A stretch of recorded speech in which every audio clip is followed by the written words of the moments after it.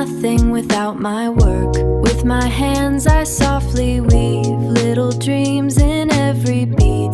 Copper pearls and stones so bright, I turn them into rays of light. Every pace I make with care, a touch of love is hidden there. Through my art, my heart shines too. Each little jewel feels pure and new.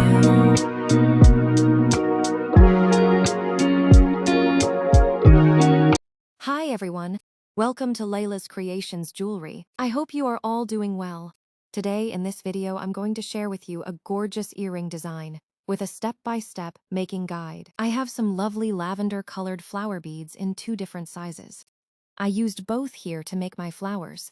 I also used some drop-shaped crystal beads, small round crystal beads, 20 gauge and 26 gauge silver wire, and my regular wire wrapping tools. So let's watch the full video and leave your valuable feedback in the comment section below.